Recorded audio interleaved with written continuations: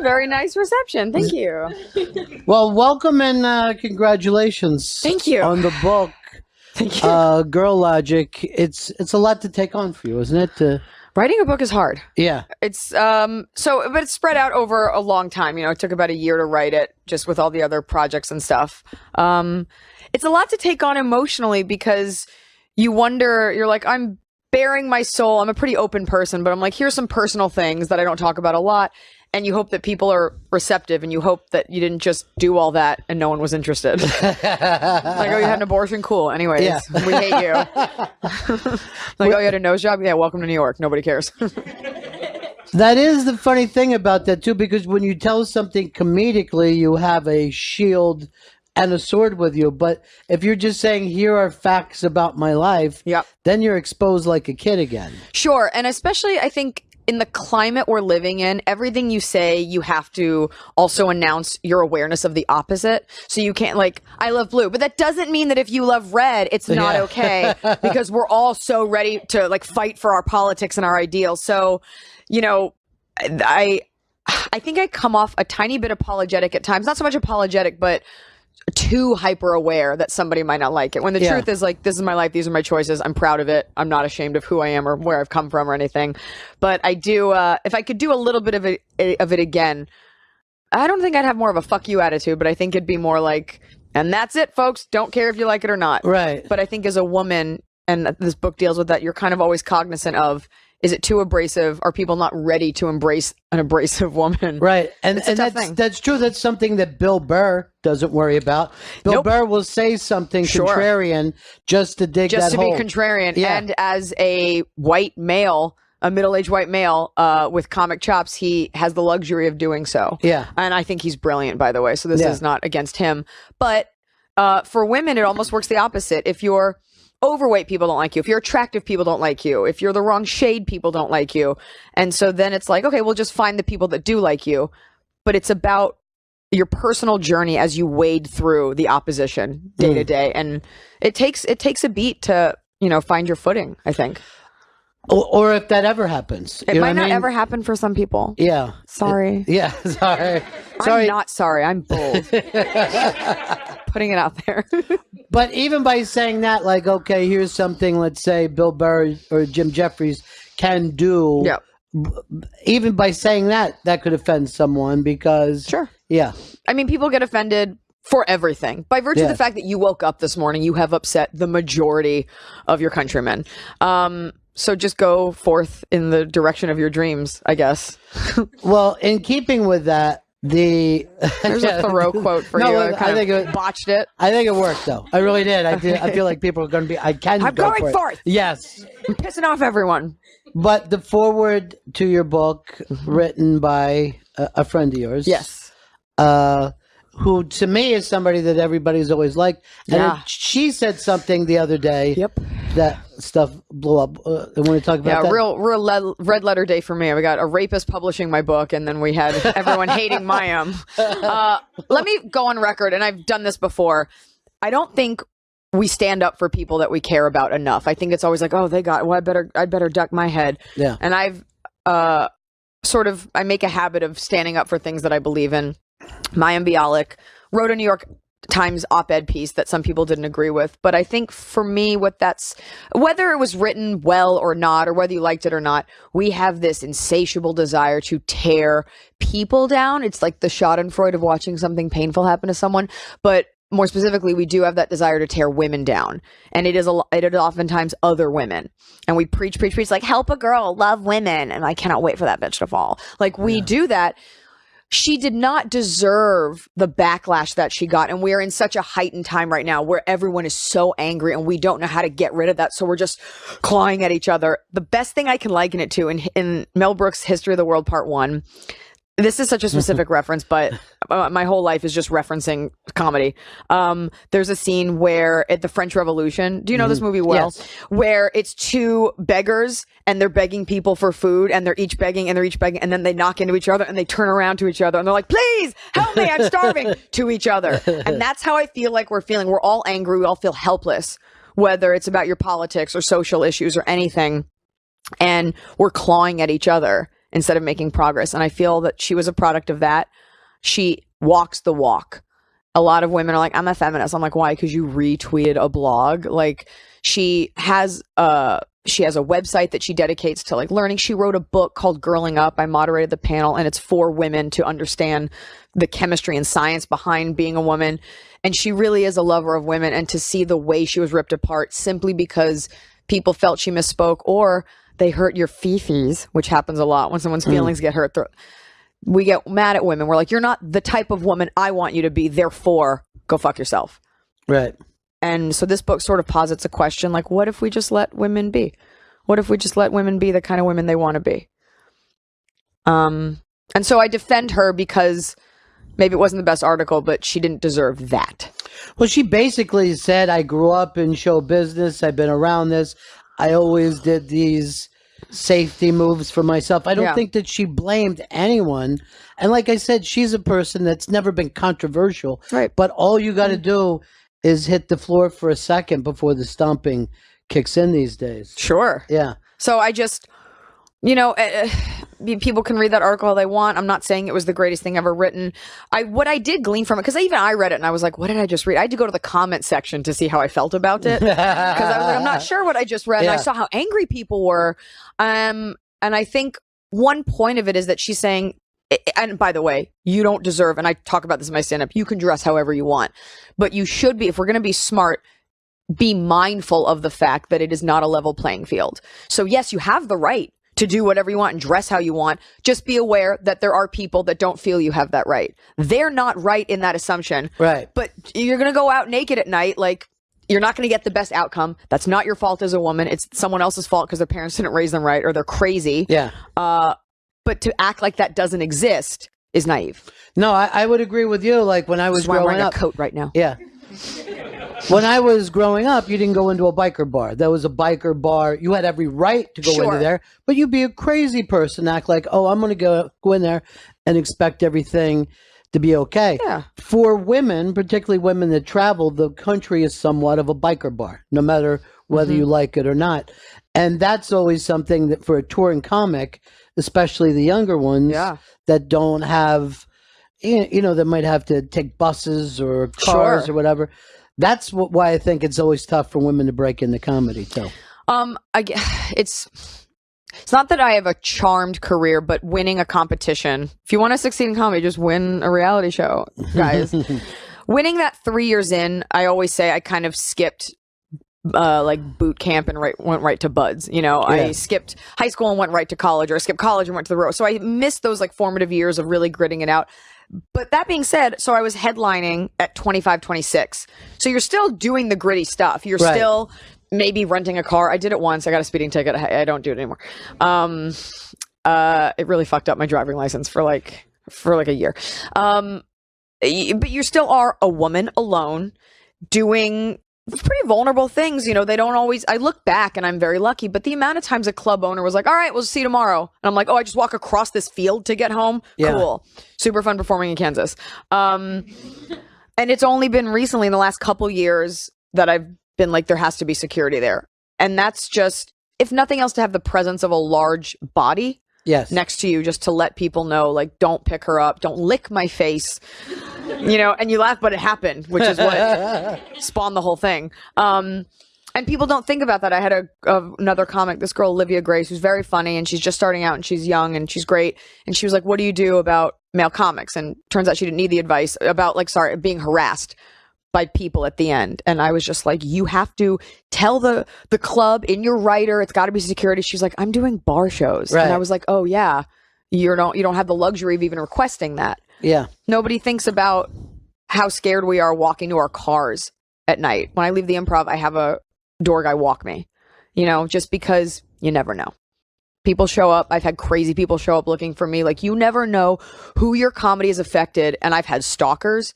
They've shown up to multiple states. Like, you don't know what nut job is out there. Like, she's speaking to me through the walls. And and he was like, I don't want to hurt her. I'm like, yeah, but your version of hurt and mine are probably like vastly different. Yeah. So that I take no solace in you not wanting to hurt me.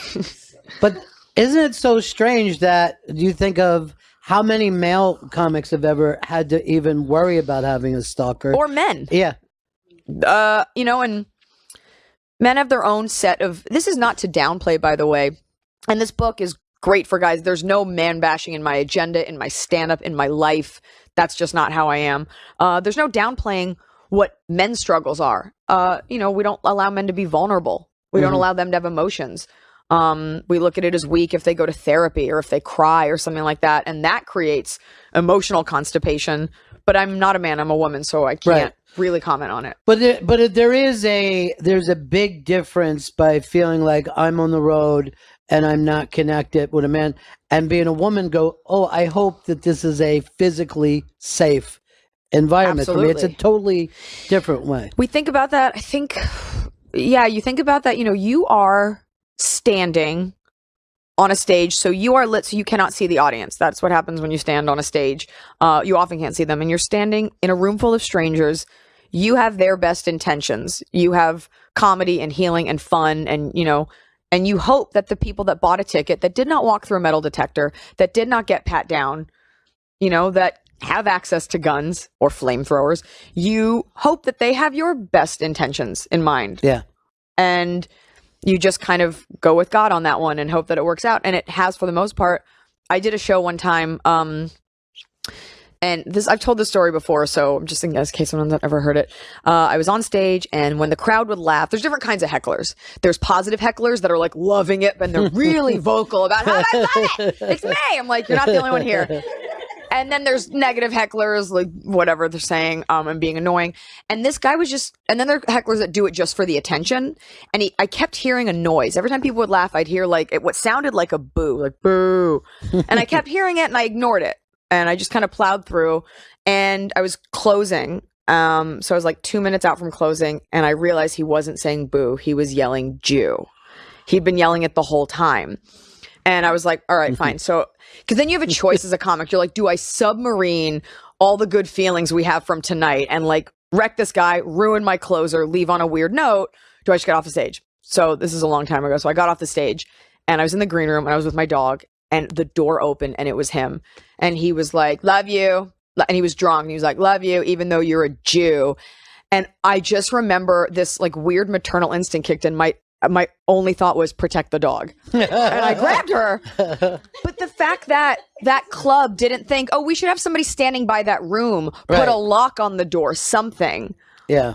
And I don't even remember fear being a thing as much as just protect the dog. Yeah. But that's like a real thing. And I'm sure women have it way worse with maybe even people that they know. That was one thing that happened to me in my youth. It's a strange vocation for men and women. It's a weird job. But it really is. It's so weird. It's a strange thing because it's something that does not come easy to even the most naturally funny people. You almost have to relearn how to be funny, even if you were a funny kid, For stand-up, you mean? Yeah, I think a lot of stand-ups take a couple years to become the same kind of funny that they make their friends laugh when they're in 10th grade. Sure, because, we all wish, everybody thinks they can do stand-up because you make your friends laugh. And so then you're like, I just put this on stage. Yeah, because it's that easy. I don't know. I think it's more about finding your voice. Right. And when you first start, like, I don't really have any memories of like eating shit so hard for so many months. Like, I was always fairly decent for whatever level it was. Right. When I was 26, I was talking about being drunk and partying. When I was 30, I was talking about being drunk and partying. But I always felt like I was saying the right thing. But there is that thing for the first couple of years, you're like, I'm the best. I'm so good. There's no way I could improve. And then you kind of hit that dip where you're like, right now I'm in the, like, I need to reevaluate everything I'm saying and do some real soul searching. But there's also, for me, a desire to evolve. Right. And you're always terrified that you're not going to make that next revolution. Well, because you're deciding being funny is just not even enough. You don't want to just... It's not enough. Entertain, right? I do want to entertain. I want to invoke thought. And I think my comedy touches people because I say things that they've felt. And I think that's part of being a comedian. Mm-hmm. And you want to be like the modern day philosophers that I think it was George Carlin said comics are that, I think. But you want to be that. You want people to think. People love that. When you say something that gets them to think about the way things are, and you want to have enough intelligence and comedy wrapped around that thought piece that people want to hear it. So after years and years of just, making fart jokes and being funny, that's great. And you can always go back to that. But as a human, I'm trying to educate myself, and that's going to permeate the stand-up. So you wanted to work in layers. You still wanted to be as funny as if it was a fart joke, but in the same time, have someone go, oh, yeah, I should think about that more. I think comedy's about layers. I think it's, as simple as when you watch an episode of The Simpsons or any cartoon, if you're young or if you're, stupid, you're like, oh, a fart joke. And if you're a little bit older, you're like, oh, it's a fart joke wrapped in like a Leonard Cohen reference, and the older you get and the more education you get, the more layers you can peel away. So you could watch my act and be like, it's all party goblins and men and women are different. And then you can peel it back another layer and be like, oh, it's social commentary. Oh, it's personal commentary. Oh, it's an empowering message. Or you could take it at face value. So was Carlin the first voice for you that you heard doing that? You're like, not at all. That was just a reference. Was it somebody for you when you were younger where you looked at somebody and thought, oh, they're doing this on a couple different levels? On a couple different levels. I was never a student of stand-up comedy. It was always sketch comedy for me. Always, and in writing this book, I kind of went back to the landscape of why I found the comedy that I did. I found whatever I could get my hands on. I knew I was funny. I knew I wanted to watch funny things. I think a lot of times when you get like a kid that's got like a dope taste in music, it's because they had like an older sibling, like here's a Led Zeppelin tape, right?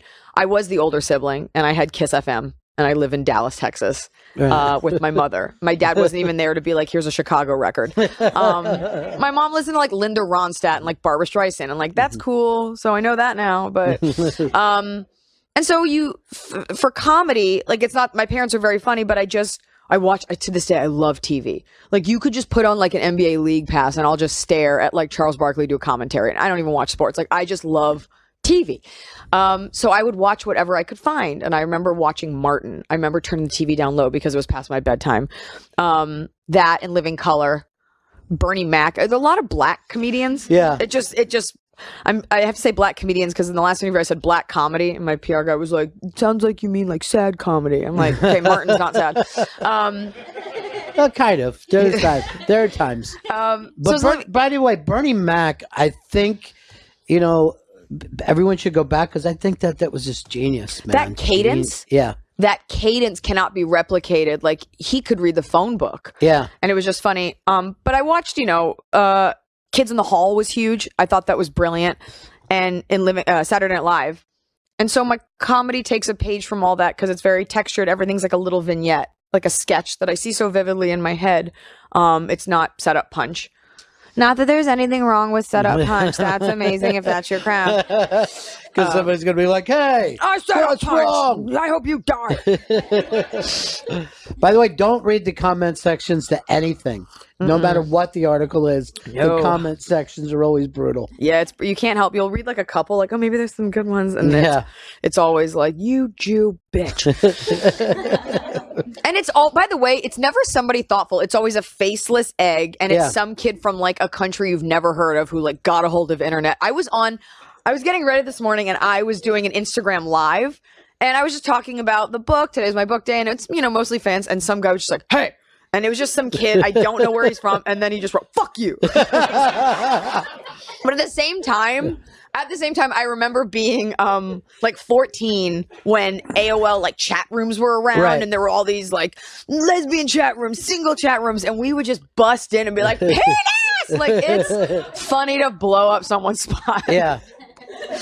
So it's not real. But yeah, it isn't real. It's and yet real. Sometimes it feels real. It feels real when you're ensconced in it, or if you're like the subject of a problem, or if you wrote an article, or if you said something and you're in this world of angry commentary. But what's so fascinating is if you switch platforms, it kind of goes away. Yeah. I remember having like the full wrath of hashtag Make America Great Again come at me because I said something that wasn't untrue about Trump being racist, like whatever, we've all heard it.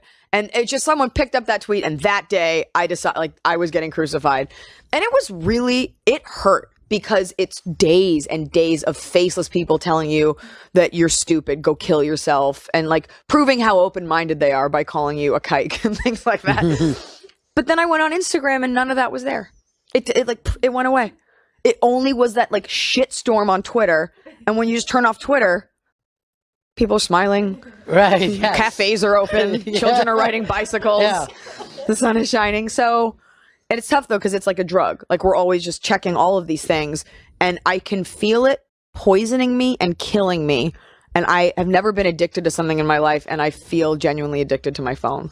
I can't get away from it. You know what's really funny too is when someone puts in a lot of times and they get a lot of followers on one platform, and then that platform becomes obsolete, so they got to restart. Like Vine? Yeah, it's just like you could have Vine. a million Vine people, but you move over to Twitter and they're not there. You know what? Natural selection. I don't want someone to be famous for a 9-second video.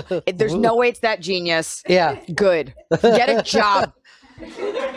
But remember, it wasn't that long ago, people was like, you got to be on Vine if you want to get to, and because I work in radio, I'm like, I'm already on radio. Isn't that I already enough? have my thing. Yeah. And you've been doing it a long time, and I've put in these years in stand-up, and I'm sitting here, and I'm 34, and I'm exhausted. They're like, well, you've got to get this app, and you've got to go out on this platform. I'm like, isn't it enough that I pounded the road for 10 years? Is that not, I've got to make, hey guys, I'm on Snapchat. Swipe up if you're 10 years old and have autonomy and a credit card. And then I just feel old doing it, and there's so many platforms, and you can't get away. Like, I want to delete my Twitter account. I think it's poison. I think it's this vacuous, disgusting, upside down. And you can't. Yeah. Because you need to promote things.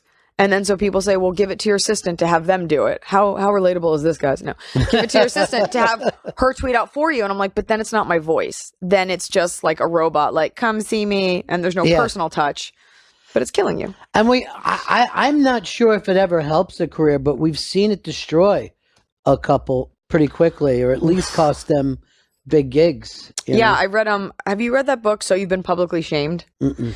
It's a great book. My manager insisted I read it before we did the limited run of my late night show that we had over the summer, because it kind of speaks to people that made mistakes. And yeah, they've tweeted shitty things, but by no means did they deserve what came back around. And we did an episode about this, but basically how we all have said bad things. We all have thought bad things, done bad things, mean things. And Twitter is like a museum of your mistakes. And it's almost like it's a giant fly trap. Like people are waiting for you to mess up to be like, see, one time you said something mean. And it's like, don't throw stones, right? And so we love to crucify people just because we simply caught them. Yeah. Or it's just their time to take this. They might have done a million things even worse than that. There's but that they too. Just got caught once. That's the positive aspect of it, like getting rid of that person. But I do think we're very harsh on people. You're blaming like a young girl who tweeted something dumb. It's like, yeah, she's 21, fucking whatever. Yeah. We all do dumb shit. But it's very interesting that we have a president now, and he doesn't back down when shit happens. Like, there's something really interesting about how he is a guy who will fight on Twitter. He will He's fight. A 14-year-old girl. It is so gross. The word Twitter, like, why that is part of like a public address coming from the White House. Twitter, like, it's so insane, and there's no control over him, and it's like a little girl throwing a temper tantrum, and it makes our country look weak. It scares us as he's the leader of the free world and of our country, and we're just like, oh my god, the captain of the ship is drunk. Like, and it's sad, and he shouldn't have access to that. I'm sorry. We've elected you. You got to lose. You have security we're paying for. You have to lose a little bit of your, I guess, private citizen luxuries or regular citizen luxuries, because I guess you're the most private citizen. He shouldn't have that.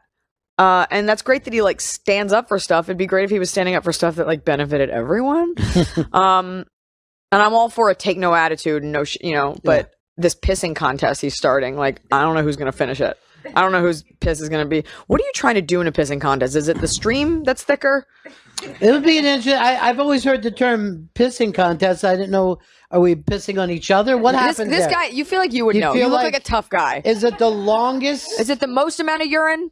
It all depends. Accuracy and length. All right, he's saying accuracy as well. I'll tell you what. If Asians are known for it, so I think North Korea is going to have us beat. when it comes to like accuracy and numbers. Absolutely. Sorry, all they do all day is think about ways to be crazy.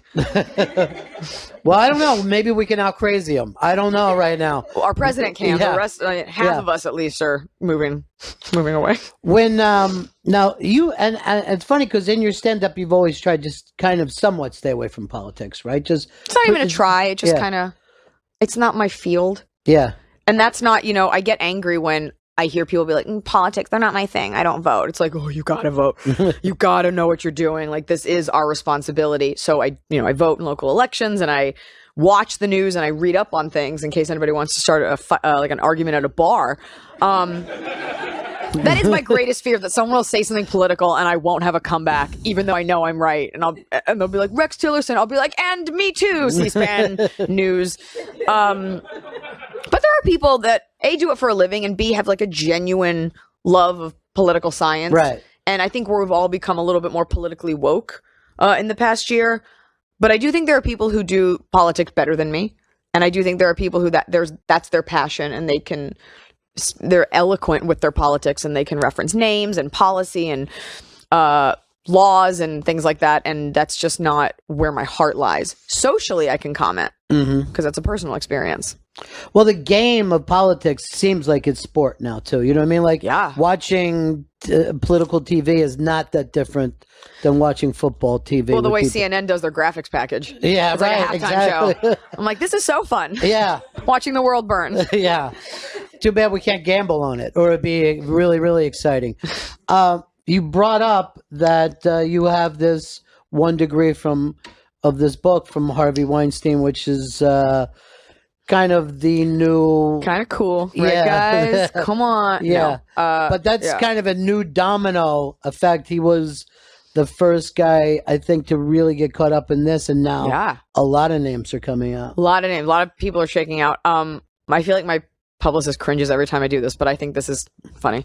The book was published by Weinstein Books, so and then that whole thing happened, and so my book, Weinstein immediately got absorbed by Hachette Book Group, and that's who I have been doing my publicity for. But my book was the last one to have this like Weinstein insignia, so that's not the cool part. But I kind of liken it to like how your grandpa probably stole some like Nazi paraphernalia from World War II. Like, some of us in this room like have a plate with a swastika on it, right? And you're like, they don't make these anymore because they're bad. So I'm likening the Harvey Weinstein W, ironically, to a swastika. And so this book came out, and with that, and I kind of got out ahead of it. I just released a statement condemning him, but I also was not about to back away in any shape or form. Not that anyone would ask me to, but there's always that one idiot out there that would be like, how could you release a book with Weinstein? And then I'd be like, how can you not know how long it takes to write a book? I can't stop the presses. This is a lot of money. So I just completely condemning what he did and saying that if I didn't stand up for this book, which is all about empowerment and strength and love, then it would be an example of a guy doing something horrible and a woman paying the price. And Weinstein Books, it's a small company. It's 2 women who did this with me. Yeah. It's not like me and Harvey sitting up writing a draft. Which really would have been a collectible there. Wouldn't that have been a great one? Woof. Yeah. Had you ever met Harvey, though? No. Never met him. I had met him. I have no problem talking shit, though. Yeah. No. Well, I think it's a fairly safe place to be now. But I had met him a couple of times, and there was a long period of time where if it said like Miramax Films, I went to it, man. That's how good of films that he was making. And I always knew that he was like a bully and a brute to people. But these stories that some people say they heard, I had never heard. It's calculated. That's what's so creepy. Like, yes, of course, harassing women and rape is horrific, but there's the work that went into it. Right. The amount of people that conspired, right? The amount of people that were complicit is scary. And now this whole story that's coming out about like spies he had, like sending people to interview other people, like Rose McGowan. Yeah. Hey guys. Sorry, those are my friends. Sending people to like interview, like to get like secrets out of them. Like, what's worse than a pervert is a pervert that knows he's a pervert and has the money to exact his pervertism upon people. Like, it's like a master plan. Yeah. But it is now, this is the new thing as well. You know what I mean? Like, this is something that you're supposed to have read up on and be aware of. Where most of the time before we were never that aware of the people whose business. Like, I'm sure that you worked one comedy club where the guy was also a coke dealer, but it had nothing to do. Yeah. All right, I'll just say this. Most people who own bars also deal coke. I'll just say that. Sure. To get it out of the way. And I'm saying it as somebody who owned a club Good before. to know. So, yeah. But, you know, it's almost like the real estate business now. You find out there's a lot more money laundering than we knew it took place. But how do most people know that when they're buying a house? You know, they're just living a life. I guess you live and you learn. And, you know, Upton Sinclair wrote about an underbelly. Like, for every, and Stranger Things has the upside down. Like, for every side of something, there's a darker side. Everything. Whether it's pharmaceuticals or simply corn or anything that you can think of. Charities, people skimming money off that. There are shitty people out there who are trying to get by on the backs of good people. And you hate to dwell on that, right? Yeah. This is this specifically is something that every woman should be interested in, because every woman has to deal with harassment at some point in their life. Every single woman has dealt with the male gaze and its ramifications. There are positive aspects of it, but we all deal with it. And I think this happened, and a lot of women realize, you know, this conversation that's happening now about women and feminism. A lot, like even myself, especially the older you are, the more you are complacent. You're like, yeah, that's just how he is. And then you kind of stop and you're like, it's almost like you take your blinders off and you're like, oh my God, or blindfold rather. I guess we had blinders on. We're just like, I'm just going to go to work. And you're like, oh my God, no, it's not cool that you want to hug me or kiss me every time you see me. No, it's not just how you are, you know? And we let it go when the men are older, because you're like, you know, it's like, hey, sweetheart. You're like, okay, you're 70, fine, whatever. Not going to change that. I was talking to another comic the other day. I'm not going to say the name because then it'll give away who the other comic was in case that person's listening.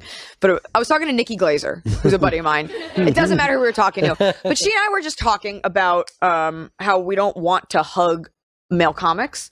And a lot of times I'll get like younger guys or guys I worked with. One's like, hey, sweetie, what's up? And I'm like, I don't want to put my body on yours. I make more money than you. I stand to gain nothing from this. Oh, will you hug Mark Maron? I'm like, yeah, I want a big hug from Mark Maron. I like Mark Maron. Like that's also like choice. And I said something and Nikki said something, and this comic that was standing with us looks at Nikki and goes, wow, you're cold. I know her to be a very warm person. I go, if she's cold, what does that make me, a White Walker? But just the idea that you would think it's okay to tell a colleague you're cold, because cold implies that you're bad in bed. Like that's any of your fucking business. Like it's this sort of paradigm shift in the vernacular that we're using. And I think more women are sort of waking up to that. But it is your choice to decide what you are okay and not okay with. You might be okay with kisses on the cheek and hugs, and that is your right.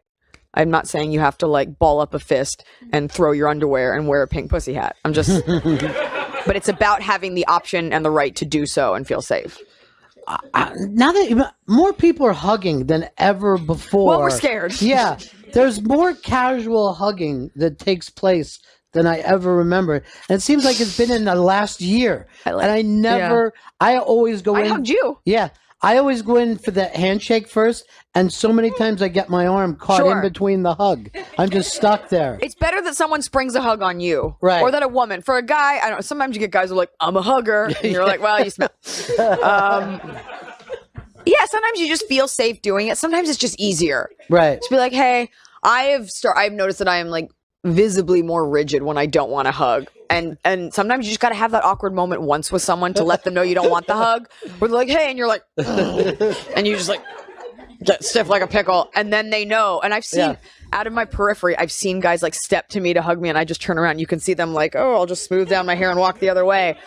All you got to do, you got to have that awkward instance once, and then they'll stop. Now, when you were doing the late night show, do you plan on doing more of those, or is that a one season thing? Or? So that was a limited run. Yeah, we had sort of planned on that. It was for the summer, and you know that network gave me an opportunity. I've always wanted a late night show. I've worked really hard to get one. It's very hard to get, and they said we'll give you 6 episodes. So I'd be insane, you know, and I kind of knowing it wasn't going to be more than that, but I was like, at least I can do these 6, right, and show what I can do. So we are shopping. Me and my Civic. We are shopping it around to other avenues, platforms, outlets. But you did a theme show every night. It's almost like you have 6 pilots there. If you you hear that? HBO, 6 pilots. But was that your plan to do it that way? That was my idea. Yeah. Because it's always like, well, what makes your show different? I'm like, I don't know. I'm a woman and I'm saying things that I think need to be heard. But that wasn't enough. So I just thought a theme would be cool because then you have something you can, a jumping off point to explore from. And right. As long as it's funny, I think people want to listen. It was funny, but most of those themes are pretty heavy at the same time, you know. And what broke my heart was the amount that I wasn't allowed to say. Really? Yeah, and it would be like we had a segment, or it would be stuff, and I'd say, and they'd be like, you know what, it's just not for our demo. I'm like, it's not for women. Like basically, the idea was always like, women can't hear this. You can't speak that way to women. And I'm like, but who? If not me, who? Like, who is going to speak honestly? Everybody. We paint women with these broad brushstrokes of like white wine guzzling, like I can't adult today, like I'm eating pizza, that makes me relatable. Oh, I'm drunk at work. Like, no, I have my shit together. I drink at appropriate times. Sometimes I'm tired, but we paint them as these like haphazard, like I'm falling over. We always describe women like in pilots. When I read for shows, it's always like, Kelsey's a mother, not sure about love or dating, and she's trying to go back to school, and she's secretly psychic. Can she carry coffee and not fall in the bushes? Oh, Kelsey, it's never, he's a father and a fireman. Is he going to make it? It's never a problem. Yeah. When really women are the biggest multitaskers. Yeah. So I felt sort of shackled. I wanted to do a show where we could ask questions, and the network would get very squirmish about that. And I feel like we have so many shows where people stand on the bully pulpit and they're like, this is how it is. This is my thought. And I'm like, what if we asked questions? More importantly, gave people a chance to answer them. I think we're so scared in our society of offending anyone now that we close our minds. Cause like, I accept you. I don't see color or shape or size or anything. And no one's learning about anyone. No one's allowed to ask a question. Sure. Wouldn't it be great if somebody stood there, Jewish, black, trans, Puerto Rican, whatever you are, and you're like, here are 10 facts about my people that you probably didn't know. And as a Jew, I can tell you that's why people think that we eat babies and drink blood, because when your practices are shrouded or when you don't answer things, people make up their own version. Sure. I went to a Day of the Dead celebration in Hollywood. It's a huge thing. And I got like a little bit of flack because I did the skull makeup. And I went respectfully. I went because in LA, like everyone's Mexican and they had this huge festival and it's a part of their culture. And I went to watch, and they have people there. If you pay them, they'll paint your faces. It's definitely capitalism at work. No one was there to hurt anyone's feelings. And people, of course, it was other white people. How dare you appropriate their face paint? No Mexican person cared. And they got like really upset about it. And I was just like, if you don't explain what that party's about, then it's just a lot of people in a cemetery dressed like skeletons talking about the dead walking among them. Like, you need to like let people know what your culture is so people don't make up their own version. Does that make sense? Sure, it does make sense. And people are afraid to ask because they don't want to look ignorant. People are scared. They're angry. I just think this book was me splitting open my head to be like, here's how a lot of women think. Please don't call us crazy. And cultural appropriation is the whole point of the United States. It's something that we've done since the beginning. Something white people have done since the beginning. Well, you know, that's a good point. White people are very good at going around picking things out. Like, I'll use this one, I'll use that one, and sometimes poorly. But how else do you get to know other people unless you get involved with their culture a little bit? I think, and I think obviously there's getting involved and then there's involving yourself. Yeah. And so the getting involved is like respectfully, and then involving yourself is like, I'm imitating this. Oh my God, do you want to know something crazy? Semi-unrelated? Sure. Semi-related. We went out for Halloween in our makeup, and we went to a restaurant, and there were 2 people in afros. And I was like, okay, there's 2 people with afros. And I walked by the guy, and it was a white man in full blackface. And you don't see that. I was in West Hollywood, like liberal capital, like gay capital of the world, like, and full blackface, and he's sitting with a black woman, and I'm thinking, okay, maybe she told him to do it. Maybe he lost a bet, or maybe she was like, I'll sponsor you for the night. Like, this is okay. So I go to the bathroom, and she walks in, and she was white, and she was in full. I feel weird even telling the story. Like, I feel like I've done something wrong. She was in, this is what Jews do when we pray. I'm covering my face. She was in full blackface and she had a brown lip liner and she was outlining her lips.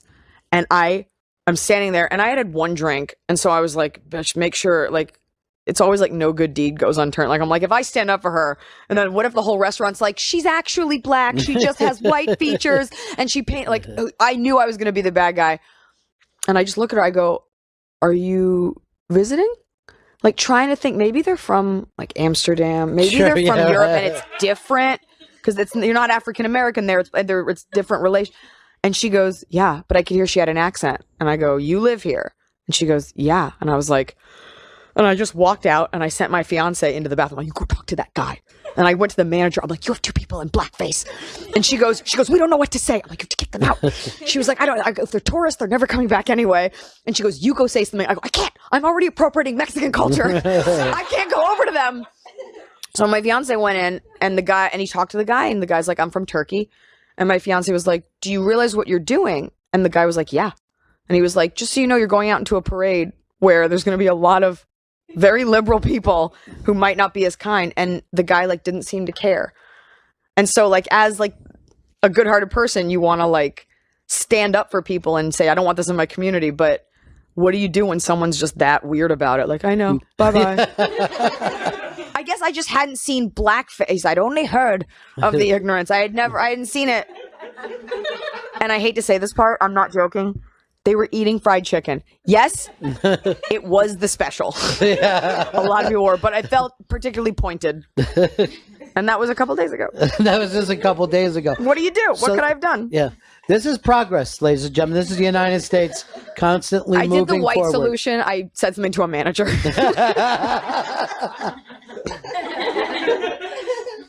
I just realized that. Girl Logic, the book is out now, and this is about the constant struggle that goes on in your mind as you go back and forth with things, right? Which is basically that story. I mean, you could have taken that story and put that in. Like, you're trying to find excuses for that behavior.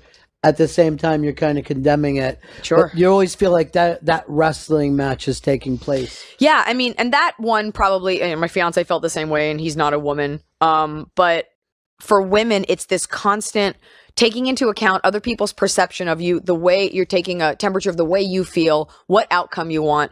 The boilerplate example I use to explain it, and obviously it's much more complicated and we use it for so many things, is when a guy says, what do you want to eat for dinner? Because that's always, couples always argue about it. Yeah. And it's always like, why can't she just pick? And of course you can pick sometimes. The guy's like, I want pizza. Often a girl can't just say pizza because we're judged on our bodies. Pizza contributes to a bad body. And you have to think, am I dieting? Did I work out today? Am I working out tomorrow? Am I wearing something tight? If I'm going out in like a tight dress for an event, I don't want like a dinner pooch, you know? Thinking about these things, and that's just like on a micro scale. And then you have to factor in, and I know this part does sound crazy, but we do this. Women are inundated with fantasies about what it's going to be like when you go to this restaurant, what an Italian restaurant should look like. And then we craft a restaurant, or like we're getting ready for the night, right?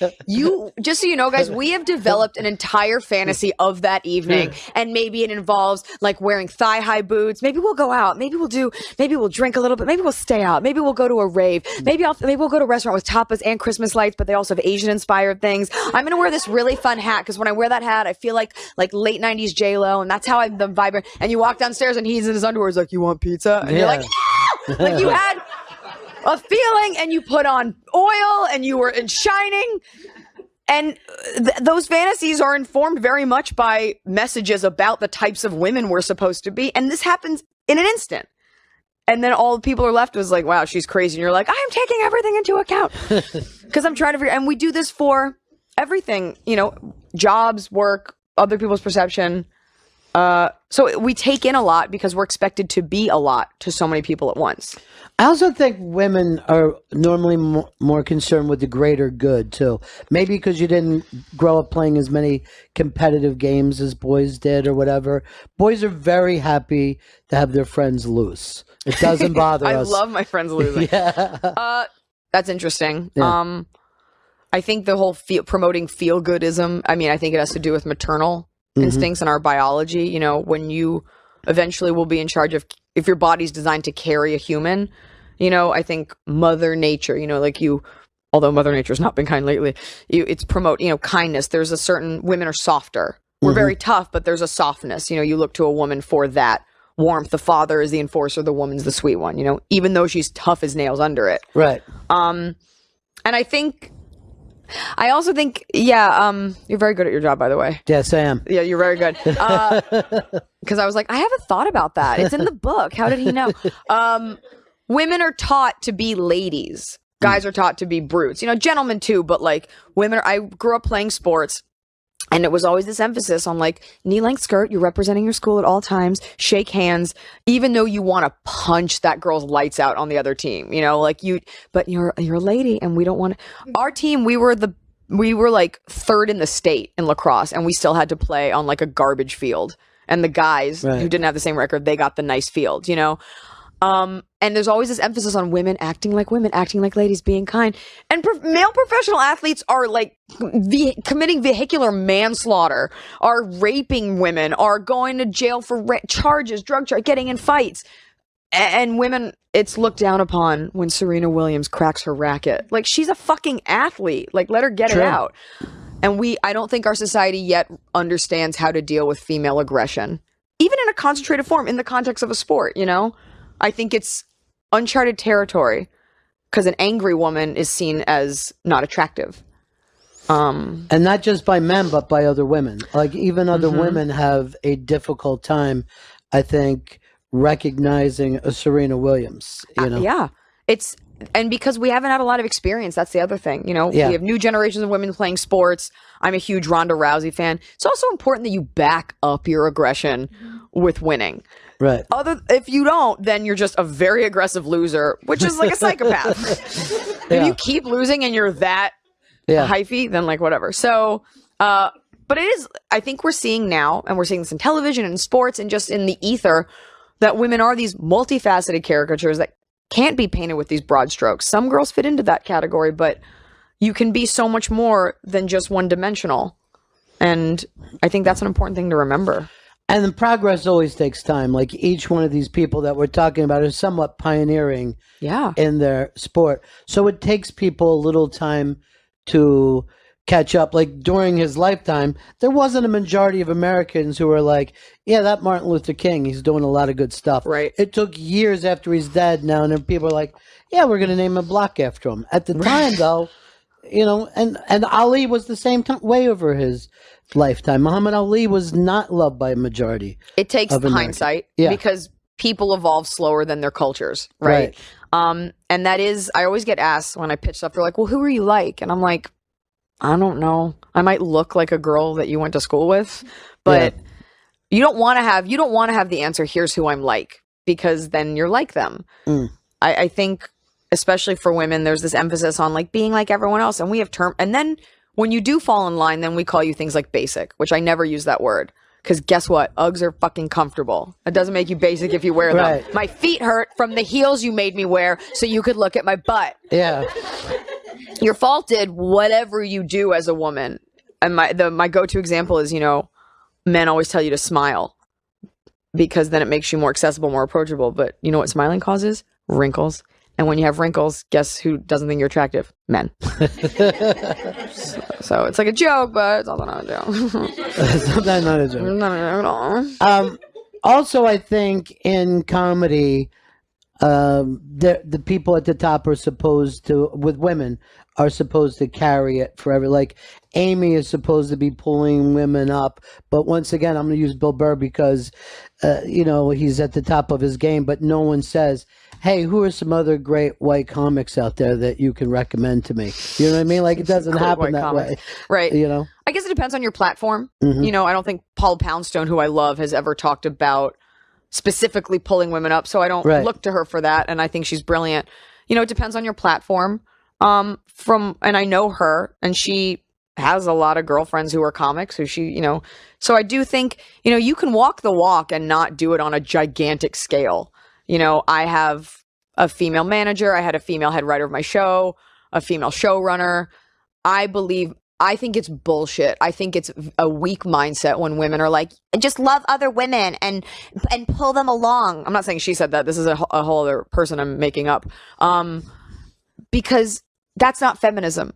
Just blindly loving women. I believe feminism should be based on merit.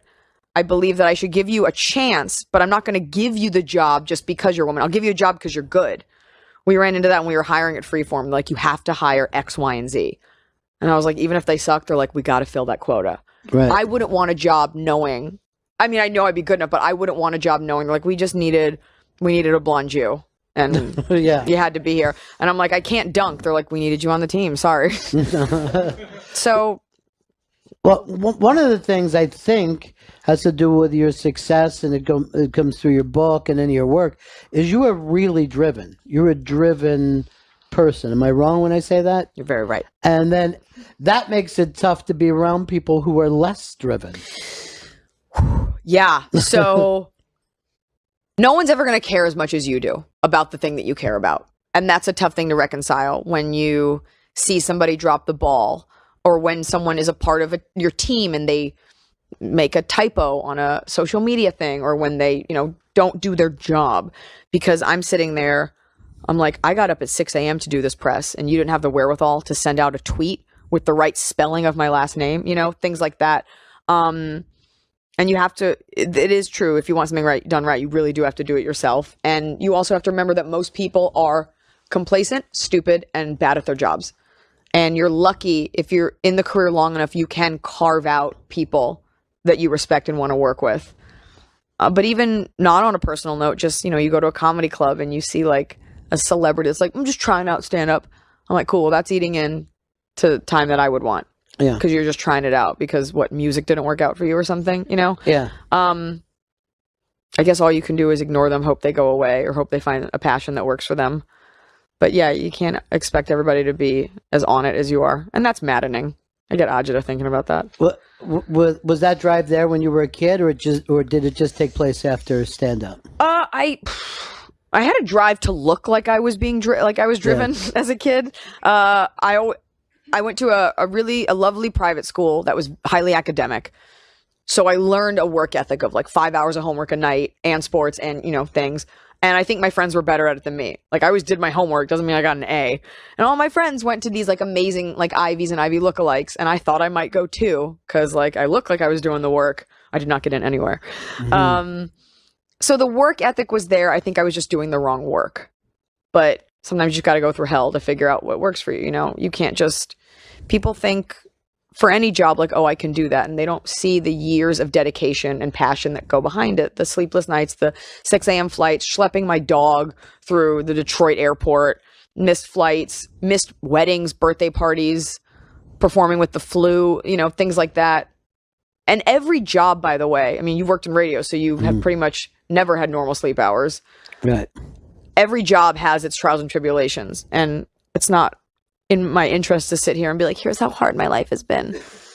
Well, even one of the things I mean by that was when I watching your Freeform show, you had enough material in that one show that could have been twice as long. You hear that, Freeform? I mean, that show, fucked up. Yeah, that show was just packed full of stuff, as if you wanted to say as much as you possibly could. Absolutely. Inside of that. I'm glad that you noticed that. It was like ripping out my heart. You have to go into the edit. And it had to be, I don't even think a normal TV show that's a half hour is 22 minutes because of commercial. I think ours, for some weird reason, had to be like 20. And I'm like, but if you cut out this joke, then it negates what I said in the first place. They're like, we got to make the cuts. Yeah. And you're like, fine, just take my hair while we're at, take my arm, take my nose. It was tough because you have so much you want to say. And even my stand-up is like that. I talk so fast. And it's from a place of, at first it was insecurity. Because I thought, if you're not laughing, you won't notice because I'm giving you another joke. And then it's just become from a place of like, I just want everything in my heart to come out. I was at a benefit, a Ray Romano, he invited a bunch of comics to do a charity benefit for myeloma. Peter Boyle passed away from it, so it's near and dear to him. And I went downstairs, I was standing with Mark Maron downstairs, and we were watching Ray. We went to go like hear the crowd just to hear what they were like. And we're watching them, and Mark, I bring him up at the Comedy Store 4 nights a week, like we've seen each other's act. We really like each other. He wrote a blurb for my book. So we're watching Ray Romano, and I go, they're good. The crowd's good. And Mark goes, they'll be fine. I go, yeah, we'll be fine. He goes, you'll be fine. He goes, do what you always do. Steamroll over the audience. Don't wait for applause. Do your voices and get off the stage. And I was doubled over laughing because no one gives me shit. And like, you wouldn't say that unless you like the person. Right. And it's true. I don't wait. I just go and I hope you're laughing, but it's a bad habit. Especially when Ray is on, where he's taking all the time in the world. Takes a lot of time. Yeah. He takes a lot of time. It's a slower paced, human. I did tone it down for that because there were a lot of elderly people in the audience. I wanted them to absorb it. Yeah. But the fact that they're very old. But it was just funny that he said that to me. I was like, that's awesome. Well, I want to thank you for coming in, and congratulations. Thank you. Your interview was so good that I felt like my answers were bad because your questions were so good. I was like, am I saying the right thing? No. How did you do, everybody? It was all right. Girl Logic, pick it up. Thank you so much. Thank you so much. See you next Now time. Oh, we're going to hug now.